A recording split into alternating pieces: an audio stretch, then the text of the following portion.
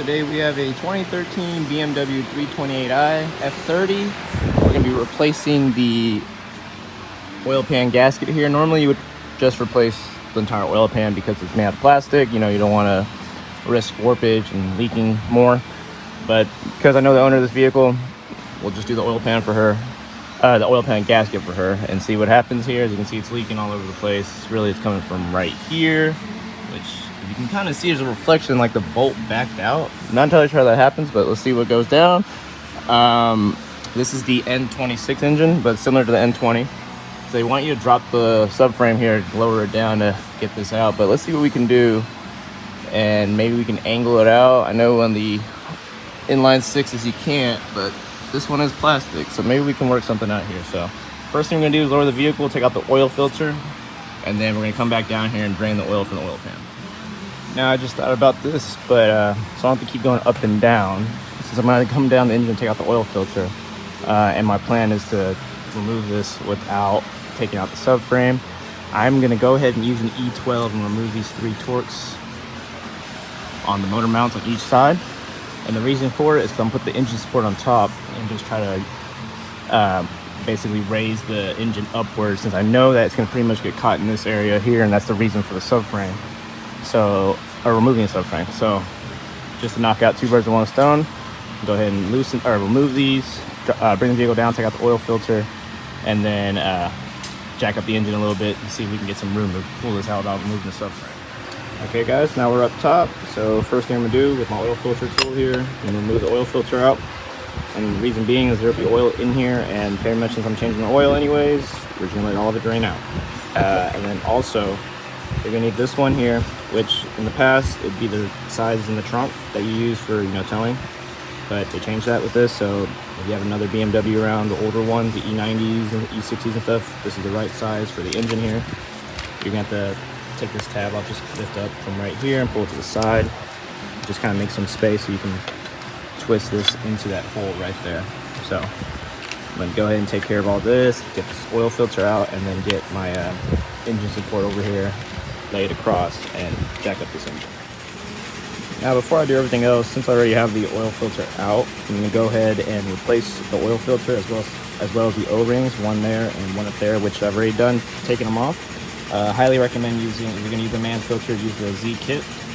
It comes with the drain plug, which I highly recommend replacing each time you do this. I have done some in the past where we didn't, and the vehicle came back later leaking. Not too bad, but just some drip coming, some sweat coming out of it. So highly recommend replacing that. So I'm going to go ahead and do this and then get back to the car.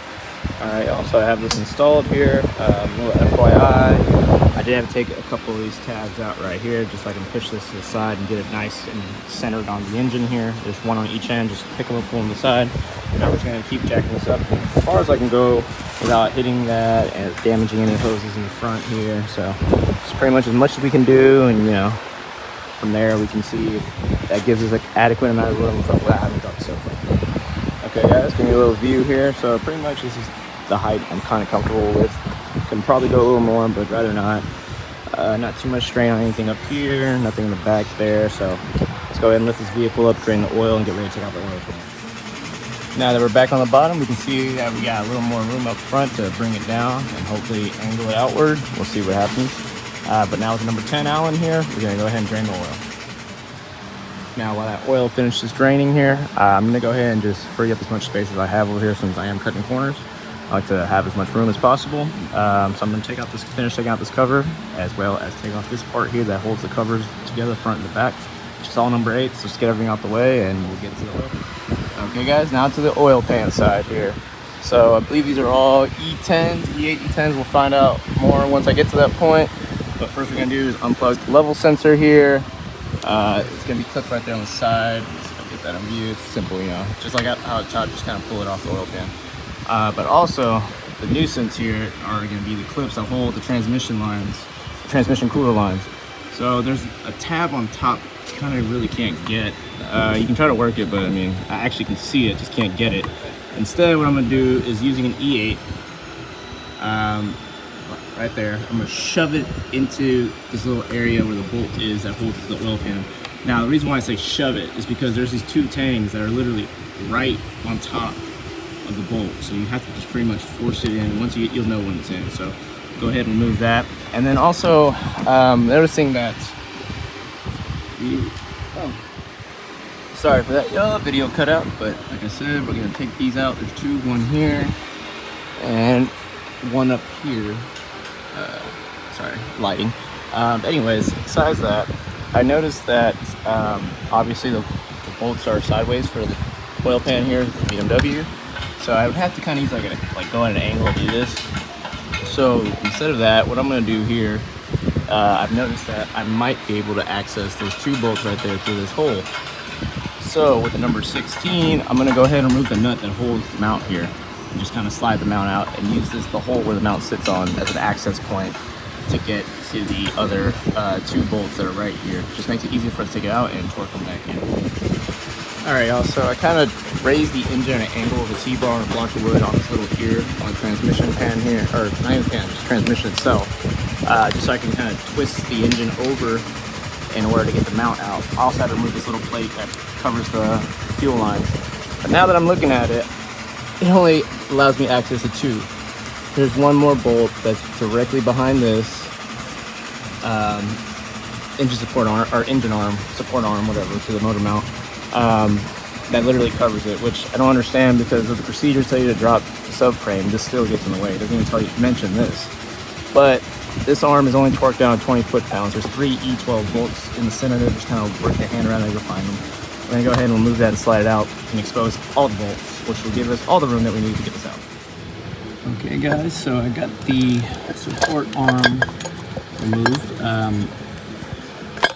Now in reality I wouldn't have to remove it because I already removed the mount itself, but I did it this way to show y'all kind of where the bolts are located on the arm. There's actually 4, not 3. You see one in that top corner by the crank sensor, 2 in the center, 1 there, and 1 on the other end, as well as 1 directly above where you can see that ear. I'm kind of trying to angle it downward. I could pull this out if I remove it, the little clip holding the wire, but I'm just going to leave it side to side. And what I'm trying to say is we wouldn't really have to jack up the engine anymore after already doing so, like how I did to get the mount out, because the reason why I took the mount out or jacked up the engine and the T-bar to get the mount out is because I couldn't get it over this. So if we were to remove this, which we have to anyways, we can actually just push to the side like so and get the mount out itself. So no need to use a T-bar to jack it up back here. Sorry about that. But now we're at the oil pan and there's that pesky bolt that's covered by that. Using an E8, we're gonna remove all the oil pan bolts, even the ones back here too, don't forget those, and try to slide it. One last FYI guys, I forgot to mention this. I kind of jumped the gun, I was ready to take this off after dealing with that, but you're gonna have to remove this little plate here that covers the torque converter. There's 3 number 10s, 1 here, 1 up there, and 1 here. It pretty much just jams up on the bolts for the oil pan here. So go ahead and remove those and then get working on getting those E8s off the oil pan. All right guys, all my bolts are out now, so it's just sitting there sealed by the gasket. So I'm gonna find a good pry point. Don't pry directly on the plastic. Try to find somewhere near, where the bolts would be because of that metal sleeve. Let's see what I can do. Maybe right around here. Boom, there we go. And then just kind of work around it, being very careful. And then let's see if we can angle this outward. Let's see what we can work with here. More than likely, I'm thinking I'm gonna have to jack this side up, like how I did to get that motor mount out. So that's what my plan is so far, but let's see what we can work with. All right, guys, so I'm pulling this down right now. Pretty much, you saw me earlier do that. I was just wiggling around, so I'm really scarring this up. But pretty much, it's almost out. I'm just jamming up on this one little ear of the oil pan right here. So I'm gonna try to manipulate, work around, see what we can do. But pretty much, just like how y'all saw me doing it earlier, nothing special, nothing different. So I'm just trying to wiggle it out, just kind of working all the angles I can right now and see if I can get this out. Especially since that is literally the only thing jamming me up right now is that spot right there. All right, guys, got the oil pan out here. Yeah, I did run into some issues when I was coming out this direction. It got jammed literally inside there, which is worse than jamming up here because of how deep it gets. So I had to do the unspeakable. Well, not really. So I didn't drop the subframe, but I did loosen all 6 of those bolts and put a pry bar here and pry down and let me get it out. I did have an issue with the timing chain guide here getting caught on the front of the oil pan because of that. So what I did literally was just loose back out number 18s, 2 on this side, E14, 1, 2, 3, and 4 right there. So back those out, as well as just took out the E12s with a number 16 nut on top for the steering rack there. Just pushed it forward to give me a little more leeway to push down against the oil pan so it wouldn't hit the guide there. So pretty much all that needed to be done. Once I did that, it just came right out, smooth sailing. The T-bar actually got in my way. I had it back there to get the oil pan out. So once you just loosen it and just pry down a little bit with the pry bar, it slid right out. So I know they want to mess with the subframe, but at least I don't have to drop it. So now let's get this cleaned up and get it all closed back. So a very quick, important FYI, if you find this plug, sorry, I can't really focus. If you find this plug in your pan, which it might have just came out whenever I was bringing the pan out and I got caught, but if you find this, be sure to put this back. And I'm going to show you where it goes. It covers the hole for the balance shaft alignment.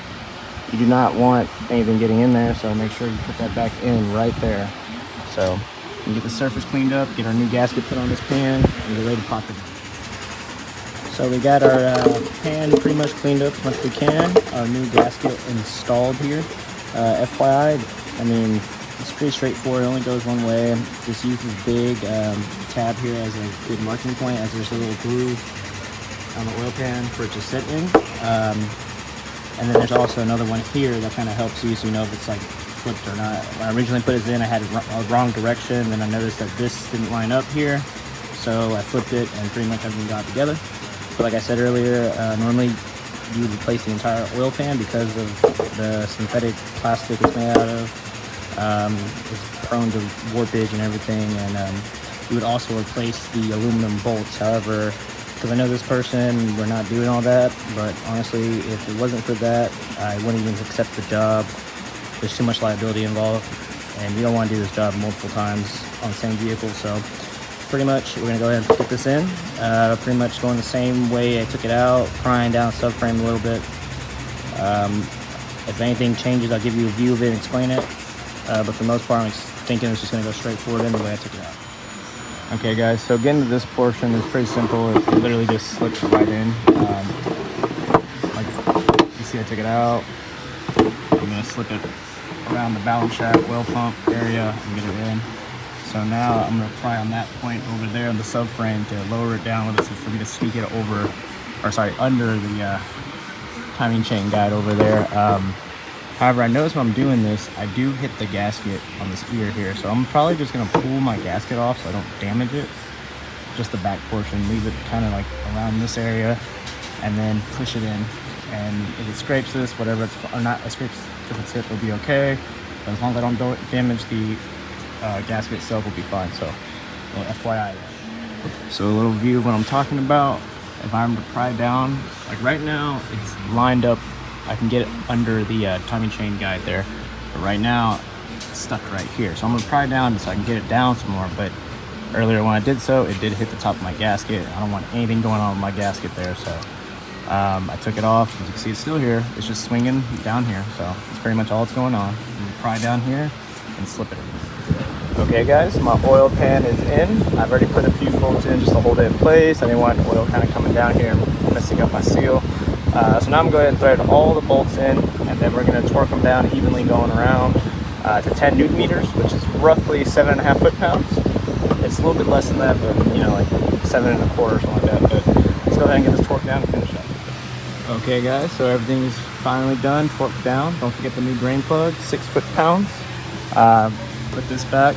I didn't have to jack up the engine to get the mount in because of the support arm, but I got the support arm in. The 4 bolts are about 21 foot-pounds.